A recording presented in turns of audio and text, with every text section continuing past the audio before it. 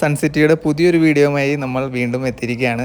അങ്ങനെ സ്നാക്സ് കഴിച്ച് വയറ് നിറഞ്ഞപ്പോൾ വീണ്ടും വെള്ളത്തിൽ പോയി കളിച്ചാലോ എന്ന് വിചാരിച്ച് ഞങ്ങൾ ഇവിടെ തന്നെയുള്ള ലേസി റിവർ എന്ന സെക്ഷനിലേക്ക് വന്നിരിക്കുകയാണ്. ഇവിടെ എങ്ങനെയാണെന്ന് വെച്ചാൽ ഇങ്ങനെ 8ൻ്റെ ആകൃതിയിലുള്ള ട്യൂബ് ഉണ്ടാവും. അപ്പോൾ ആ ട്യൂബിൽ നമുക്ക് ഇരുന്ന് ഇങ്ങനെ റിലാക്സ് ചെയ്ത് വെള്ളത്തിൻ്റെ ഒഴുക്കിനോടനുസരിച്ച് ഇങ്ങനെ പതുക്കെ പോയിക്കൊണ്ടിരിക്കാം. ഇത് കുറച്ച് നേരം ഉള്ള ഒരു ആക്ടിവിറ്റിയാണ്. അപ്പോൾ ഇതിലൂടെ പോകുമ്പോൾ ഇങ്ങനെ പാലത്തിൻ്റെ അടിയിൽ കൂടെയും അതുപോലെ ഒരു ടണൽ പോലെയുള്ള സ്ഥലങ്ങളിലൂടെയൊക്കെ ഇതിങ്ങനെ പോയിക്കൊണ്ടിരിക്കും. വെള്ളം ഇങ്ങനെ ഒഴുകി പോയിക്കൊണ്ടിരിക്കുകയാണ് ഒരു സൈഡിലേക്ക്. അപ്പോൾ അതിൻ്റെ ആ ഒഴുക്കിലാണ് നമ്മളിങ്ങനെ പോയിക്കൊണ്ടിരിക്കുന്നത്. അപ്പോൾ മൊട്ടാപ്പി കുറച്ച് തണുപ്പുണ്ടെന്ന് പറഞ്ഞിട്ട് ഇതിന്ന് അവസാനം പിൻവലിഞ്ഞു. അത് കാരണം ഞാൻ മാത്രമാണ് ഈ ട്യൂബിൽ. ഇത് 2 പേർക്ക് ഇരിക്കാവുന്ന ട്യൂബാണ്. ഇതുപോലെ തന്നെ ഒരാൾക്ക് ഇരിക്കാവുന്ന റൗണ്ടിലുള്ള ട്യൂബും ഇവിടെയുണ്ട്. ഇപ്പോൾ നമ്മൾ പോയിക്കൊണ്ടിരിക്കുന്നത് ഒരു ഗുഹ പോലെ ഉണ്ടാക്കി വെച്ചിട്ടുള്ള അല്ലെങ്കിൽ ഒരു ടണലൊക്കെ പോലെയുള്ള ഒരു സ്പേസിൻ്റെ ഉള്ളിലൂടെയാണ് കേട്ടോ.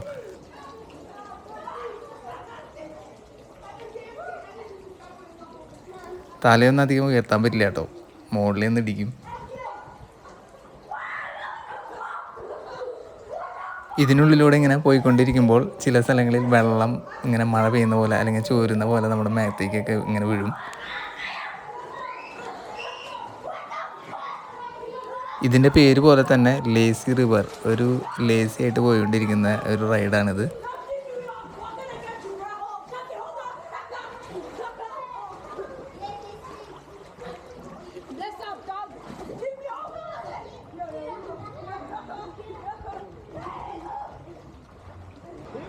അങ്ങനെ കുറച്ച് നേരം നീണ്ടു നിന്ന പരിശ്രമത്തിനൊടുവിൽ ആ റൈഡ് നമ്മൾ അങ്ങോട്ട് അവസാനിപ്പിച്ചു. ഇനി നമ്മൾ ചിന്നും മുട്ടാപ്പിയും എവിടെയാണെന്ന് നോക്കാൻ പോവാണ്. അവർ സിപ്പ് ലൈൻ ചെയ്യാനുള്ള ആക്ടിവിറ്റി നോക്കാൻ പോയിരിക്കുകയാണ്. നമുക്ക് അവിടെ പോയി അന്വേഷിച്ച് നോക്കാം എന്താ സ്ഥിതിയെന്ന്. വീക്കെൻഡ് ആയതുകൊണ്ട് തന്നെ അത്യാവശ്യം നല്ല തിരക്കുണ്ട് കേട്ടോ ഒന്ന്.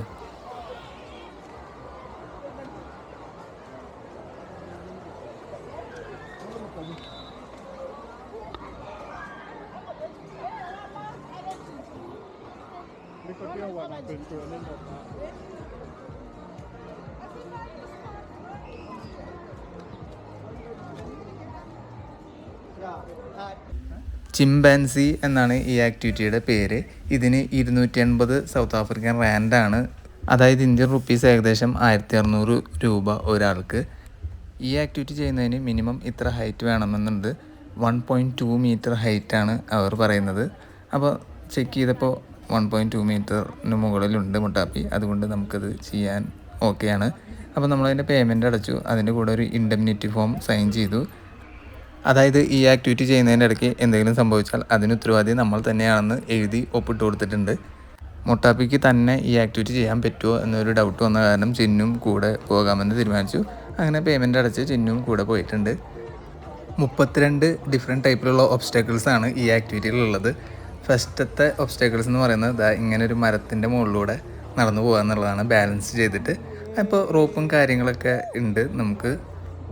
അതിനുശേഷം നമ്മൾ നേരത്തെ ട്യൂബിൽ പോയ ലേസി റിവറിന് മുകളിലൂടെ സിപ്പ് ലൈനിലൂടെ ഇങ്ങനെ സ്ലൈഡ് ചെയ്ത് അടുത്ത പോയിന്റിലേക്ക് പോകും.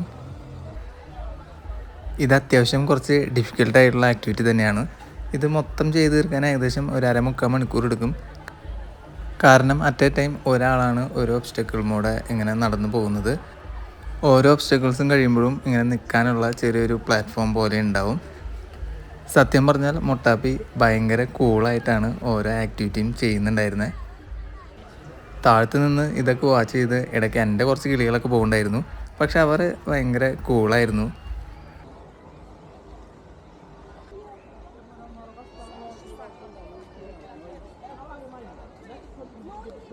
ഈ ഒബ്സ്റ്റക്കിൾസൊക്കെ പ്ലേസ് ചെയ്തിട്ടുള്ളത് ആളുകൾ നടന്നു പോകുന്ന ഏരിയയുടെ മുകളിലൂടെ ഒക്കെ തന്നെയാണ്.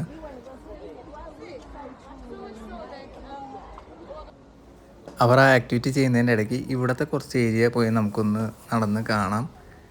ഇവിടെയൊക്കെ ഡിഫറെൻറ്റ് ടൈപ്പിലുള്ള സ്ലൈഡുകൾ, വാട്ടർ സ്ലൈഡുകളുള്ള ഏരിയ ആണ്.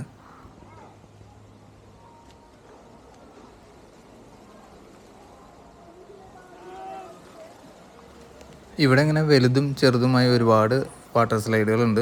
വലിയ സ്ലൈഡുകളുടെ ഏരിയയിലേക്ക് നമ്മൾ പോയില്ല. അപ്പോൾ നമുക്കിനി അവരുടെ ആക്ടിവിറ്റി എന്തായെന്ന് പോയി നോക്കാം. അവർ ഇങ്ങനെ പല ഒബ്സ്റ്റക്കിൾസും മോഡും ബാലൻസ് ചെയ്ത് നടന്നു പോയിക്കൊണ്ടിരിക്കുകയാണ്. അപ്പോൾ ഈ ആക്ടിവിറ്റിയുടെ മെയിൻ സംഭവം എന്താണെന്ന് വെച്ചാൽ ബാലൻസിങ് തന്നെയാണ്.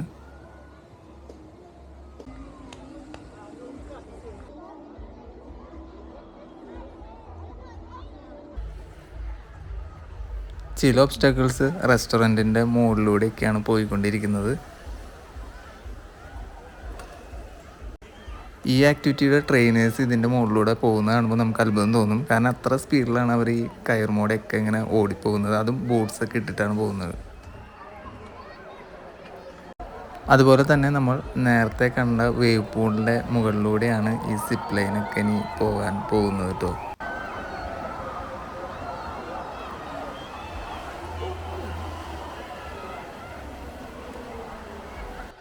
അവർ സിപ്പ് ലൈനിലൂടെ വേവ് പൂളിൻ്റെ അപ്പുറത്തെ സൈഡിലേക്ക് ഇപ്പോൾ പോയിരിക്കുകയാണ്. അവിടെ ഇനി കുറച്ച് ഒബ്സ്റ്റക്കിൾസ് ഒക്കെ ഉണ്ട്. അത് കഴിഞ്ഞിട്ട് അവർ ഈ സിപ്പ് ലൈൻ ഇതിൻ്റെ മുകളിലൂടെ തന്നെ ഈ സൈഡിലേക്ക് വരും. അതുവരെ നമുക്കിവിടെ കുറച്ച് നേരം സ്പെൻഡ് ചെയ്യാം.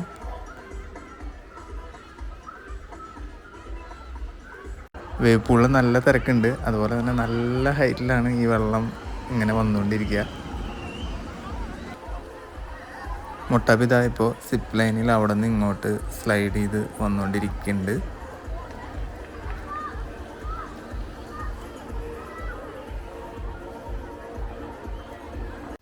പുറകിലൂടെ തന്നെ ചിന്നും വരുന്നുണ്ട്.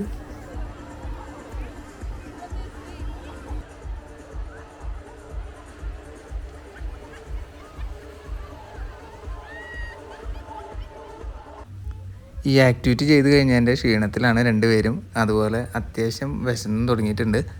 അതുപോലെ ചെറുതായിട്ട് മഴ തൂളുന്നുണ്ട്. അതുകൊണ്ട് ഞങ്ങൾ ഫുഡ് കോർട്ടിലേക്ക് പോകാൻ നടന്നുകൊണ്ടിരിക്കുകയാണ്.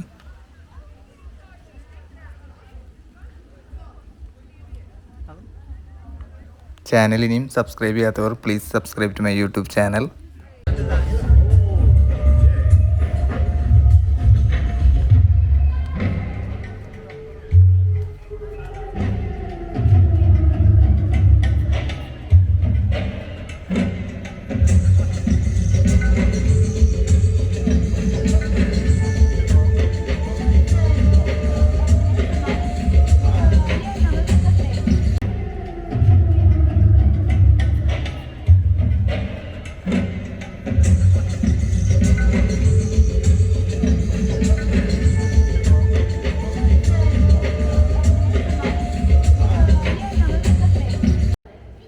ഇനി വന്ന വഴിയെല്ലാം തിരിച്ച് നടക്കണം നമുക്ക് ഫുഡ് കോർട്ടിലേക്ക്. ഫുഡ് കോർട്ട് വെൽക്കം സെൻറ്ററിൻ്റെ എൻട്രൻസിൻ്റെ അവിടെ നിന്ന് കുറച്ച് നീങ്ങിയിട്ടുള്ള ഏരിയയിലാണ്. അപ്പോൾ നമ്മൾ അങ്ങോട്ട് നടന്നു പോയിക്കൊണ്ടിരിക്കുകയാണ് ഇപ്പോൾ.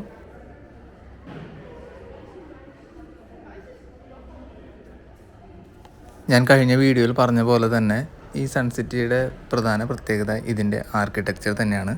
ഒരു കോട്ടയുടെയൊക്കെ ഉള്ളിലത്തെ പോലെയാണ് ഇവരിവിടെ ഉണ്ടാക്കി വെച്ചിട്ടുള്ളത്. ഇതിനു മുമ്പത്തെ എപ്പിസോഡുകൾ കാണാത്തവർ ദയവ് ചെയ്ത് അത് കണ്ടതിന് ശേഷം ഈ എപ്പിസോഡ് വാച്ച് ചെയ്യാൻ ശ്രമിക്കുക. ഇത് സൺസിറ്റി ട്രിപ്പിൻ്റെ 3ാമത്തെ എപ്പിസോഡാണ് നമ്മളിപ്പോൾ അപ്ലോഡ് ചെയ്തിരിക്കുന്നത്.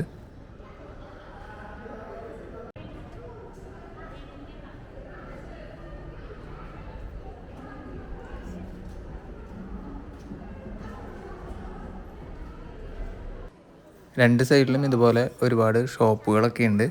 അപ്പോൾ ഷോപ്പിംഗ് ഒക്കെ ഇഷ്ടപ്പെടുന്നവർക്ക് അങ്ങനെയും ടൈം സ്പെൻഡ് ചെയ്യാനുള്ള വകുപ്പുകളൊക്കെ ഉണ്ട് ഇവിടെ.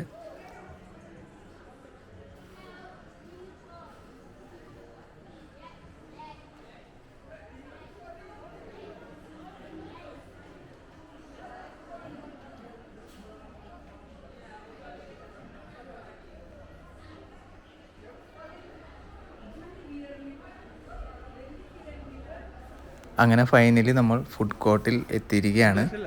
ഇനി എവിടെ നിന്ന് ഫുഡ് വാങ്ങാം എന്ന് നമുക്ക് പോയി നോക്കാം.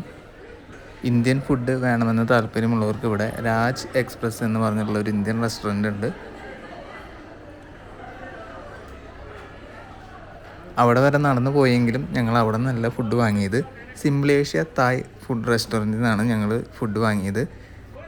സൗത്ത് ആഫ്രിക്ക വരുമ്പോൾ ഞങ്ങൾ സ്ഥിരമായിട്ട് പോകുന്ന റെസ്റ്റോറൻറ്റുകളിൽ ഒന്നാണ് സിംപ്ലേഷ്യ തായ് ഫുഡ് റെസ്റ്റോറൻറ്റ്. ഇതിൻ്റെ ഫ്രാഞ്ചൈസി സ്റ്റോർ ഇവിടെ ബോട്സ്വാന ഉണ്ടായിരുന്നു. പക്ഷേ ഇവിടുത്തെ ഷോപ്പ് അവർ ക്ലോസ് ചെയ്തു. അതുകൊണ്ട് തന്നെ സൗത്ത് ആഫ്രിക്ക പോകുമ്പോഴെല്ലാം ഞങ്ങൾ ഇവിടെ നിന്ന് ഫുഡ് ട്രൈ ചെയ്യാറുണ്ട്. ഇവിടുത്തെ ചില ഡിഷുകൾ ഞങ്ങൾ സ്ഥിരം വാങ്ങാറുള്ളതാണ്. അതുകൊണ്ട് തന്നെ മിക്കവാറും വരുമ്പോൾ സെയിം ഡിഷുകളാണ് ഞങ്ങൾ വാങ്ങാറുള്ളത്. അപ്പോൾ ഫുഡ് കഴിച്ചതിന് ശേഷം ഇവിടെ തന്നെയുള്ള ഒരു മെയ്സിലേക്ക് പോകാമെന്ന് വിചാരിച്ചിട്ട് ഞങ്ങൾ വീണ്ടും തിരിച്ച് മുകളിലേക്ക് പോയിക്കൊണ്ടിരിക്കുകയാണ്. ദാ ഈ കാണുന്നതാണ് മെയ്സിലേക്കുള്ള എൻട്രൻസ്. നമുക്ക് അവിടെ പോയി നോക്കാം. ഇവിടെ എത്തിയപ്പോഴാണ് മനസ്സിലായത് പുറത്ത് അത്യാവശ്യം മഴ പെയ്തുകൊണ്ടിരിക്കുകയാണ്. അതുകൊണ്ട് തന്നെ മെയ്സ് ഇപ്പോൾ നടക്കുമെന്ന് തോന്നുന്നില്ല. അങ്ങനെ 1-2 ഫോട്ടോസും വീഡിയോസും ഇവിടെ എടുത്തതിന് ശേഷം ഞങ്ങളിനി മടങ്ങാമെന്ന് വിചാരിച്ചു. അപ്പോൾ നമുക്കിനി വന്ന വഴി തന്നെ തിരിച്ച് നടന്നു പോകാം. മെയ്സിൽ വന്ന ആക്ടിവിറ്റി ഒന്നും ചെയ്യാൻ പറ്റിയില്ലെങ്കിൽ ഒരു ഐസ്ക്രീം വാങ്ങി കൊടുക്കാമെന്ന് മൊട്ടാപ്പിക്ക് ഞങ്ങൾ വാക്ക് കൊടുത്തിരുന്നു. അപ്പോൾ തിരിച്ചു പോകുന്ന വഴി ഐസ്ക്രീം കൂടി വാങ്ങിയതിന് ശേഷമാണ് ഞങ്ങളിനി മടങ്ങുന്നത്.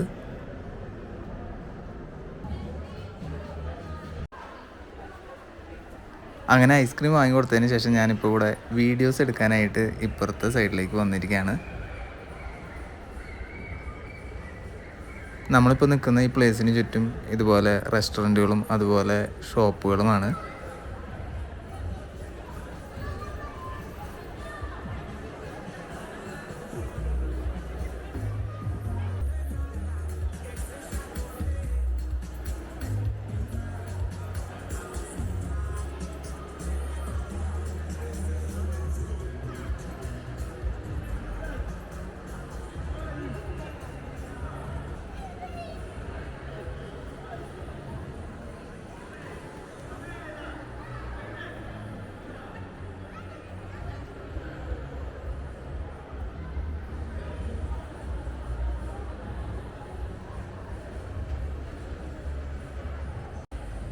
ഇവിടെ ഈ റൂഫിലെ പെയിൻറ്റിങ് ഒക്കെ ചെയ്തിട്ടുള്ളത് കണ്ടോ, നല്ല രസമായിട്ടുണ്ടല്ലേ ഇതൊക്കെ. നമുക്കിനി ഇവരുടെ ഐസ്ക്രീം കഴിക്കൽ എന്തായെന്ന് പോയി നോക്കാം.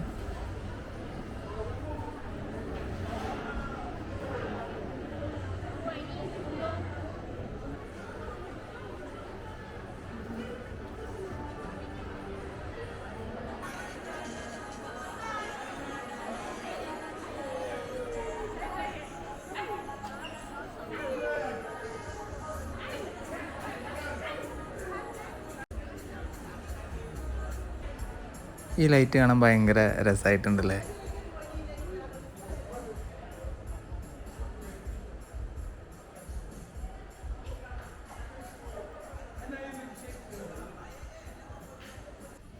നമ്മളങ്ങനെ വെൽക്കം സെൻറ്ററിലെത്തി. ഇനി ഇവിടെ നിന്ന് നമുക്ക് ബസ്സിൽ വേണം പാർക്കിങ്ങിലേക്ക് പോകാനായിട്ട്. നമ്മൾ ഇങ്ങോട്ട് വരുമ്പോഴും അവിടെ നിന്ന് നമ്മൾ ബസ്സിലാണ് വന്നത്. ഫ്രീ ഷട്ടിൽ സർവീസാണത്. ബസ്സിൽ കയറുന്നതിന് മുമ്പ് അത് പാർക്കിംഗ് ലോട്ടിലേക്ക് അല്ലെങ്കിൽ എൻട്രൻസിലേക്ക് പോകുന്ന ബസ് തന്നെയാണോ എന്ന് ചെക്ക് ചെയ്യണം ആദ്യം. കാരണം ഇതിനുള്ളിൽ തന്നെ 2-3 ഹോട്ടലുകളും ഗോൾഫ് ക്ലബ്ബും കോൺഫറൻസ് സെൻറ്ററും അതുപോലെ വേറെ വാട്ടർ വേൾഡും ഒക്കെ ഉണ്ട്. അപ്പോൾ ബസ് എൻട്രൻസിലേക്ക് തന്നെയാണോ പോകുന്നത് എന്ന് ആദ്യം ചെക്ക് ചെയ്യുക. മൊട്ടാപ്പി സ്റ്റിൽ ഐസ്ക്രീം കഴിക്കുന്നതിൻ്റെ തിരക്കിലാണ്. അങ്ങനെ നമ്മൾ തിരിച്ച് സൺസിറ്റിയുടെ എൻട്രൻസ് പോയിന്റിൽ എത്തിയിരിക്കുകയാണ്. അപ്പോൾ ഞാൻ ഇവിടുത്തെ വീഡിയോ ഒന്ന് ജസ്റ്റ് കാണിച്ചു തരാം. ദാ ഈ കാണുന്നതാണ് ബസ്സിൽ കയറാനായിട്ട് ക്യൂ നിൽക്കാനുള്ള ഏരിയ. അതുപോലെ ഇതിൻ്റെ പുറകിൽ ബ്രിഡ്ജ് പോലെ കാണുന്നത് സ്കൈ ട്രെയിനിൻ്റെ ട്രാക്കാണ്. പക്ഷേ കുറച്ച് നാളുകളായിട്ട് ഈ സ്കൈ ട്രെയിൻ ഓപ്പറേറ്റിംഗ് അല്ല. കാരണം അതിൻ്റെ മെയിൻ്റനൻസ് അത്യാവശ്യം എക്സ്പെൻസീവ് ആണെന്നാണ് കേട്ടിട്ടുള്ളത്. അതുകൊണ്ട് തന്നെ അവർ ടെമ്പററിലി അല്ലെങ്കിൽ പെർമനൻ്റ്ലി തന്നെ ഷട്ട് ഡൗൺ ചെയ്തു എന്നാണ് അറിയാൻ കഴിഞ്ഞത്. ഇനി നമുക്ക് നമ്മുടെ വണ്ടി എവിടെ പാർക്ക് ചെയ്തതെന്ന് പോയി നോക്കാം.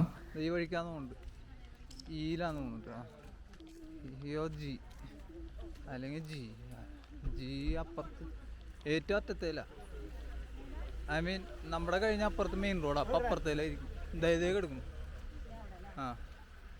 മഴയൊക്കെ പെയ്ത് അത്യാവശ്യം നല്ല വെറ്റാണ് ഇവിടെ. അതുപോലെ ചെറുതായിട്ടൊരു തണവൊക്കെ ഉണ്ട് ഇപ്പോൾ.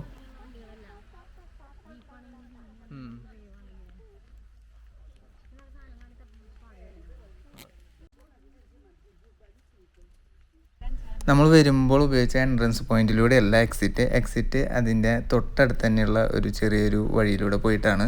അപ്പോൾ നമ്മൾ വരുന്ന സമയത്ത് അവർ പാർക്കിങ്ങിൻ്റെ ഒരു സ്ലിപ്പ് തന്നിട്ടുണ്ടായിരുന്നു. അത് കയ്യിൽ വെക്കാൻ ഓർമ്മിക്കുക. കാരണം അത് എക്സിറ്റ് പോയിന്റിൽ നമുക്ക് കാണിച്ചു കൊടുക്കേണ്ടതാണ്.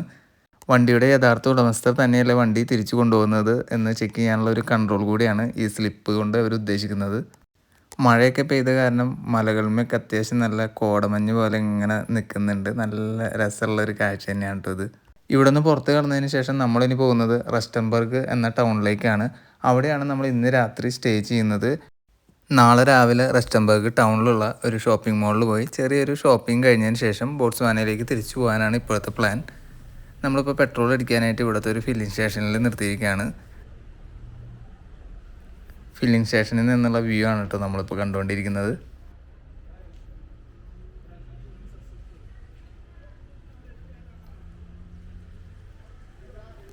ഇവിടെ നിന്ന് ഇനി ഏകദേശം 45 മിനിറ്റ്സ് ഡ്രൈവ് ഉണ്ട് റസ്റ്റംബർഗ് ടൗണിലേക്ക്. അപ്പോൾ ബാക്കി വിശേഷങ്ങൾ നമുക്ക് അടുത്ത വീഡിയോയിൽ കാണാം. എല്ലാവരും please subscribe to my YouTube channel.